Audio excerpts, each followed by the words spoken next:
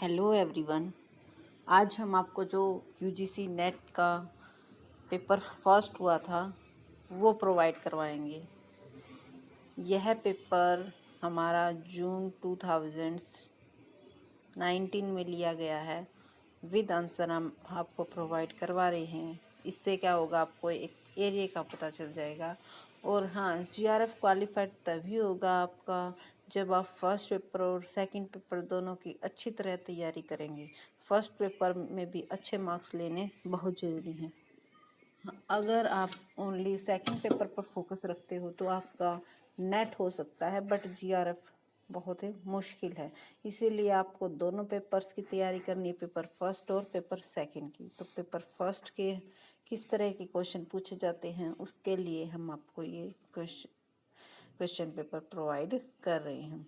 First question आया हुआ था, a shift in attitude in respondent between 2 point during data collection is called. तो इसे बोलते हैं रिग्रेशन इफेक्ट। देखो, यहाँ पर हम सिर्फ आपको आंसर प्रोवाइड करवाएंगे। अगर किसी भी क्वेश्चंस को आपको डिटेल से जानना है तो आप कमेंट सेक्शन में लिख सकते हो, क्योंकि वीडियो बहुत ही ज़्यादा लंबी हो जाएगी। तो इसीलिए आप अपना जो भी क्वेश्चंस है उसको वीडियो को बीच में रोक कर एक बार आंसर चेक करना, और अगर आपको आंसर में कोई भी दिक्कत आती है तो आप कमेंट सेक्शन में हमें बता देना। तो सेकंड क्वेश्चन है, the time frame in which a study explorers a situation और problem is also called the. Answer इसका ऑप्शन नंबर फर्स्ट आंसर आ जाएगा reference period. The major characteristics of correlation analysis is to seek out. तो इसका answer आ जाएगा association among variables. उसके बाद fourth, which of the learner characteristics will influence his या हर perspective in a course of study। तो इसमें क्या करना था, ऑप्शन करेक्ट चूज करना था। लर्नर कमिटमेंट और parents interest in the learner ये नहीं आएगा। Prior knowledge of the learner ये आएगा, क्योंकि जो प्रियर नॉलेज होती है लर्नर की वो भी क्या करती है, मैटर करती है, उसको इन्फ्लुएंस करती है। उसके बाद है skill of the learner in the concentrate area. तो ये भी बिल्कुल आपके स्टडी को इन्फ्लुएंस करता है। तो इसका आंसर आ जाएगा ऑप्शन नंबर फर्स्ट, थर्ड और fourth. Family size of learner ये ज़्यादा मैटर नहीं करता। Social economic background of the family to which the learner belong, तो ये भी ज़्यादा मैटर नहीं करता। जो हमें बेस्ट ऑप्शन थे वो चूज करने थे, तो बेस्ट में हमारा कौन सा आ जाएगा, फर्स्ट, थर्ड और फिफ्थ। देखो, एक तरह से देखा जाए तो सोशल इकोनॉमिक बैकग्राउंड भी मैटर करता है, बट हमें बेस्ट चूज करना है क्योंकि 3 ही ऑप्शन दिए हुए हैं। तो बेस्ट हमारे जो बनते हैं वही हम सिलेक्ट करेंगे। उसके बाद fifth question, the performance of a student is compared with another student in which type of testing. तो इसका आंसर आ जाएगा नॉर्म रेफरेंस टेस्टिंग।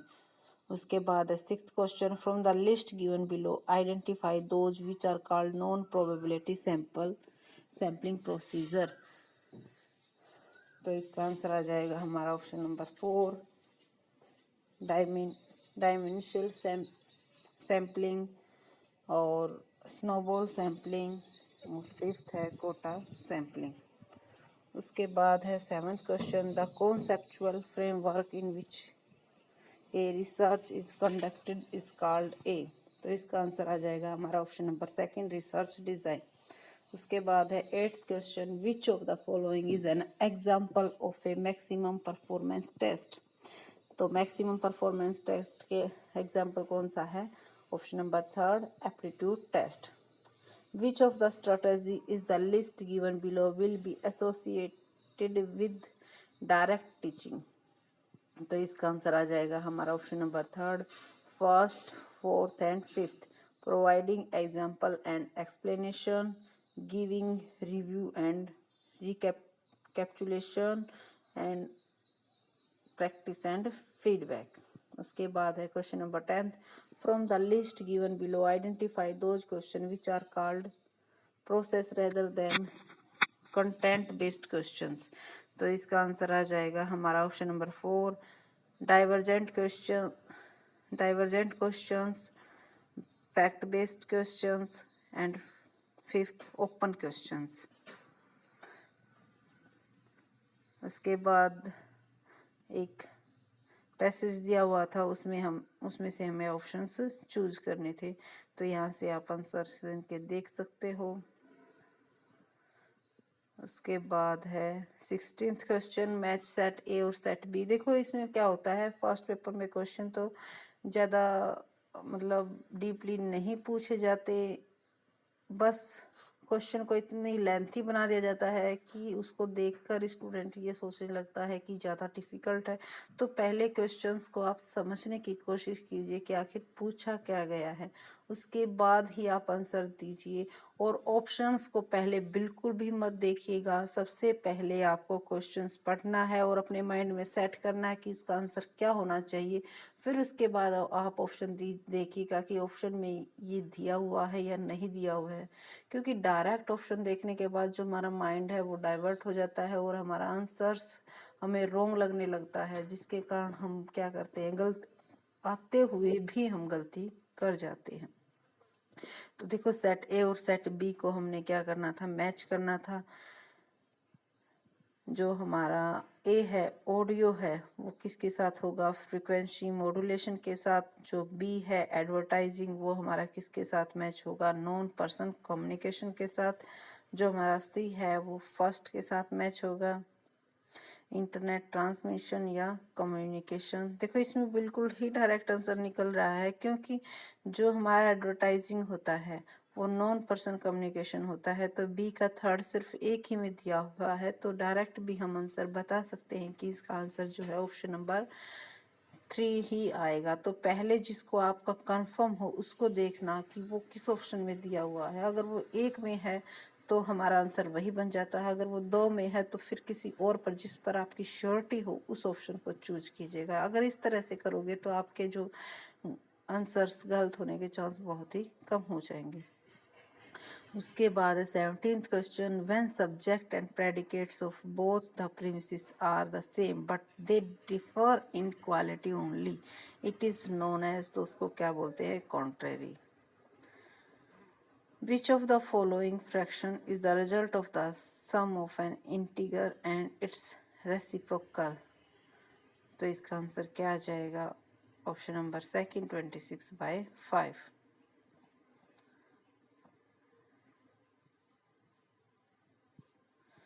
उसके बाद 19th question, mass media do not have predetermined function for everyone and people use them the way they like, this is suggestive of the fact that. तो इसका answer आ जाएगा हमारा option number first, audience are active. 20th question, if proposition all republic are grateful is taken to be true, then which of the following proposition can be false? तो कौन सी false होगी अगर ये माना जाए कि all republic are grateful? तो इसका आंसर आ जाएगा option number third, first second and third तीनों ही क्या होंगी, false होंगी। Republic are not grateful, some republic are not grateful, no republic are grateful। उसके बाद है question number 21, Sanjay sold an article at a loss of 25% if the selling price had been increased by rate 175, there should have been a gain of 10%. What was the cost price of the article? तो इसे आप निकाल कर देखना, इसका answer आना चाहिए 500। अगर नहीं आता तो आप कमेंट सेक्शन में हमें बताना। उसके बाद 22 questions, a communication process can be considered complete when? तो इसका आंसर आ जाएगा option number 4, the receiver understand the message. 23 question, a customer writes to a bank, kindly send me a statement of many transaction in my saving bank account a during the last 3 months in term of communication, it will be called. तो उसे क्या कहेंगे, second message. उसके बाद 24th question, a train leaves in Agra at 5 a.m. and reach Delhi at 9 p.m. Another train leaves Delhi at 7 p.m. and reach area Agra at 10:30 a.m. At what time do the two train cross each other? तो किस time पर वे दोनों एक दूसरे को cross करेंगी, 7:56 a.m. पर, option number 4। उसके बाद 25th question, the proposition no red is black is equivalent to which of the following proposition. तो इसका आंसर आ जाएगा first and fourth. No black is red and red is not black. Given below are two premises with four conclusions. Draw from them. Which of the following conclusion could be validity drawn from the premises? तो premises क्या दी हुई है? Some bags are tables.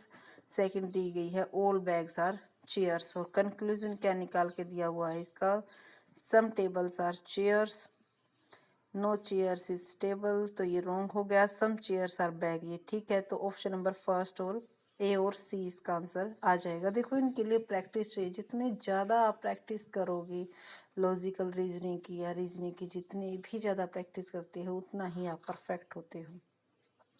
The average of 35 row score is 18. The average of first 17 of them is 14 and that of last 17 is 20. Find the 18th row score.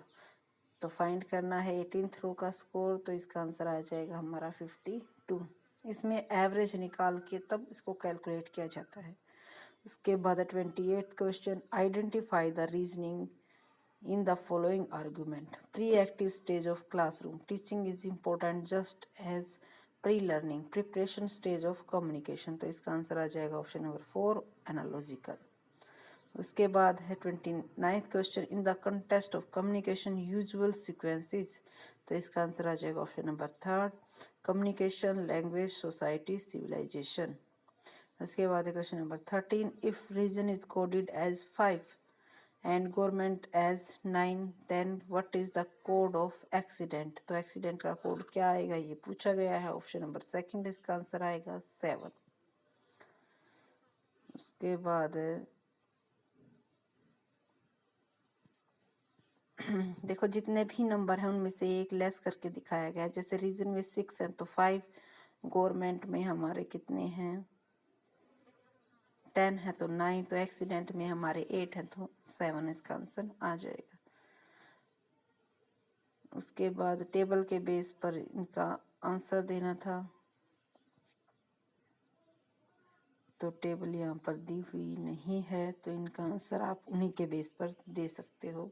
उसके बाद 36 question, which of the following statement represent the main function of UGC.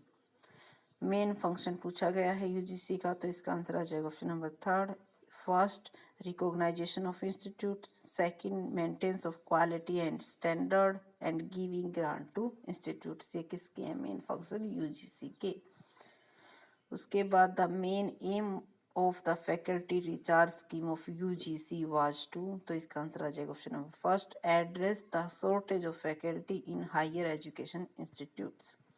उसके बाद है 38th question, which of the following is an online store house of all academic award like certificate, diploma, degree, marksheet etcetera. तो ये सभी जहाँ पर store की जाती हैं उसका क्या नाम है नेशनल एकेडमिक डिपॉजिटरी, यानी कि ऑप्शन नंबर 4।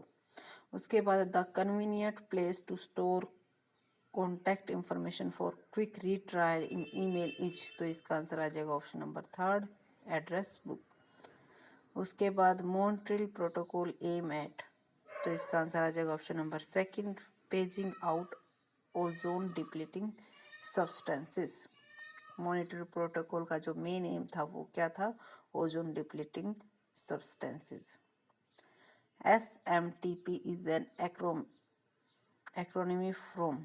तो इसकी जो फुल फॉर्म है वो क्या होगी सिंपल मेल ट्रांसफर प्रोटोकॉल, यानी कि option number 3। 42 question, in large parts of eastern India the ground water is contaminated by. इसका आंसर आ जाएगा arsenic, option number 1। Taj Mahal is mainly threatened by the deteriorating effect of. तो इसका answer आ जाएगा sulphur dioxide, option number 1 sulphur dioxide. इसके बाद 44th question, earthquake A is 5 on Richter scale and earthquake B is 8 on the same scale. Earthquake B has 1000 times the wave amplitude compared to A. तो statement second क्या दी गई है, the energy released in B is 3 time that of A. तो हमें option correct करना, जो हमारा ऑप्शन स्टेटमेंट जो फर्स्ट दी हुई है वो करेक्ट है, बट जो स्टेटमेंट सेकंड है वो क्या है, इनकरेक्ट है, यानी कि हमारा आंसर हो जाएगा option number first. A computer has main memory of 960 gigabyte. What is the exact number of byte contained in the memory? तो इसका आंसर आ जाएगा हमारा option number third, 9060 multiply 1024. Name of the scheme which faculties academic and research collaboration between Indian institutes and the best institutes in the result। तो इसका answer आ जाएगा spark, SPARC, option number third.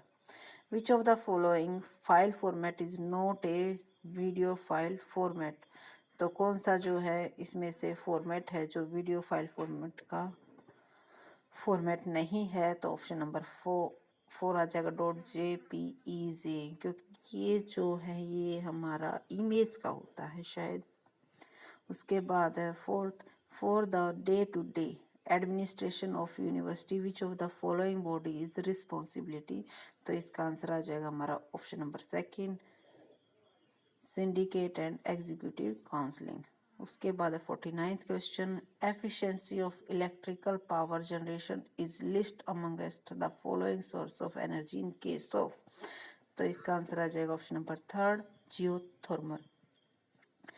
उसके बाद है which of the following is a non convenience learning program in higher education. तो इसका answer आ जाएगा हमारा ऑप्शन नंबर फर्स्ट, कौन सा है, स्वयं। देखो, अगर आपको किसी भी क्वेश्चन पर के आंसर पर डाउट है या फिर किसी को भी समझना है तो आप कमेंट सेशन में ज़रूर बताइए। इसके लिए भी हम एक अलग से वीडियो प्रोवाइड करवाएंगे, उस पर हम आपको वाइट बोर्ड पर एक एक क्वेश्चन को समझाएंगे, क्योंकि वीडियो ज़्यादा लंबी ना हो जाए, इसीलिए सिर्फ अब हम आपको आंसर प्रोवाइड करवा रहे हैं, क्योंकि जिस भी क्वेश्चन में आपको डिफ़िकल्टी आती है सिर्फ हम उन्हीं क्वेश्चन के सॉल्यूशन आपको प्रोवाइड करवाएंगे।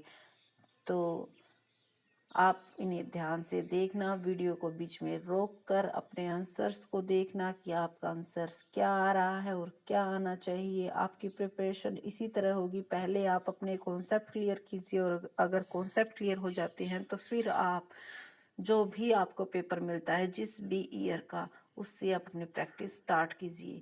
ये नहीं है कि आपने प्रैक्टिस की और आपके मार्क्स आपने कैलकुलेट कर लिए कि इतने मार्क्स बनते हैं, तो जो आपके गलत हुए हैं उन पर भी आप अपना फोकस करना कि ये गलत हुए हैं तो क्यों हुए हैं, इनके पीछे क्या रीजन है, इनका आंसर क्या आना चाहिए था और आपने क्या दिया है। तो हर एक क्वेश्चन को आपको ध्यान से समझना है, तभी आपका GRF हो पाएगा। So thank you for watching this video and please subscribe my channels and share with your friends. और हाँ, जो भी आपके सजेशन हो वो भी आप कमेंट सेशन में ज़रूर लिखिएगा कि आपको कौन से किस टाइप के क्वेश्चन चाहिए, सॉल्यूशन किस तरह से आपको प्रोवाइड किया जाए। और भी अगर आप वीडियो से रिलेटेड कोई सजेशन देना चाहते हो जिससे कि हम आप अपने चैनल्स को और ज़्यादा इम्प्रूव कर सकें, तो प्लीज़ ज़रूर हमें कमेंट सेशन में बताएं। Thank you.